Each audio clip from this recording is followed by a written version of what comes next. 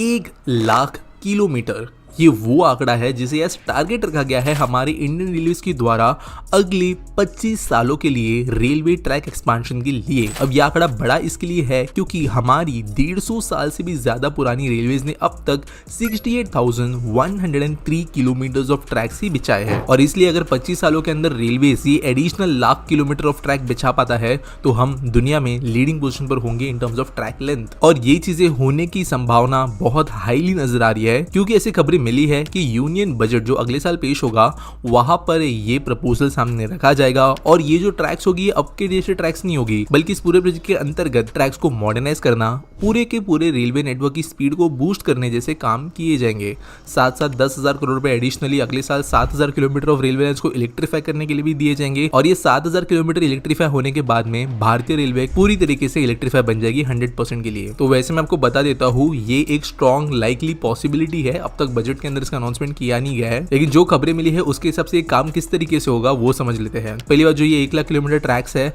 उनको बनाने के लिए कम से कम 15 से 20 ट्रिलियन रुपीस या अराउंड 15 से 20 लाख करोड़ रुपए का इस्तेमाल होगा, और बेसिकली ये जो प्राइसिंग निकाली गई है वो भी करंट प्राइस ऑफ स्टील के हिसाब से निकाली गई है। तो जब तक 25 साल में प्रोजेक्ट खत्म होता है तब तक ये कीमतें और ज्यादा बढ़ सकती है। इसके अलावा रेलवे चाहती है कि ओवरऑल जो पूरी की पूरी भारतीय रेलवेज है उनमें एवरेज स्पीड कम से कम 160 किलोमीटर पर आवर की हो पाए, जिसके लिए ये नए ट्रैक्स बनाना जरूरी है। साथ साथ जो कार्गो ग्रोथ 8.5% से लेकर 10% चल रहा है पिछले साल में, जो कि इनफैक्ट बहुत अच्छा है, उसे बढ़ाकर 12 से 14% भी रेलवे बनाना चाहती है, जिसके लिए करंट रेलवे रूट्स को डीकंजेस्ट करना जरूरी है। डेडिकेटेड फ्रेट कॉरिडोर्स ये काम तो कर ही रहे हैं ईस्ट एंड वेस्ट के अंदर इनको डीकंजेस्ट करने का, लेकिन और डेडिकेटेड फ्रेट कॉरिडोर्स बनाना, इसके अलावा कई जगहों पर जब सिंगल लाइन है या डबल लाइन होने के बावजूद कंजेशन है वहां पर रेलवे ट्रैक्स की लेंथ बढ़ाना जरूरी है ताकि इन फ्रेट ट्रेन्स को रास्ता दिया जा सके और उनमें ग्रोथ देखने के लिए मिल सके। गवर्नमेंट ये भी चाहती है कि फ्रीट रेवेन्यू को बढ़ाया जा सके इसकी वजह से, जो ऑब्वियसली एक साइड इफेक्ट होगा ओवरऑल फ्रीट ट्रेन्स को बढ़ाने की वजह से। गवर्नमेंट जो इतनी 300-400 नई वंदे भारत एक्सप्रेस लाने की बात कर रही है उनको चलाने के लिए भी तो अच्छे खासे ट्रैक्स चाहिए जहां पर इन ट्रेन का पूरा पोटेंशियल यूज हो पाए। आप सब जानते हो कि वंदे भारत 160 पे आराम से चलती है, लेकिन ट्रैक कंडीशंस की वजह से इसे 120-130 तक ही चलाया जा रहा है। और ये जो भी नए रेलवे लाइंस बनेंगे रेलवे के द्वारा वो सिर्फ और सिर्फ high speed and semi high speed train के हिसाब से ही बनेंगे। ये अपने आप में एक रेवोल्यूशन होगा पूरे के भारतीय रेलवेज के लिए, लेकिन अब देखना यह है कि बजट के अंदर ये ओवरऑल अप्रूवल जो है प्रोजेक्ट के लिए मिल पाता है या फिर नहीं।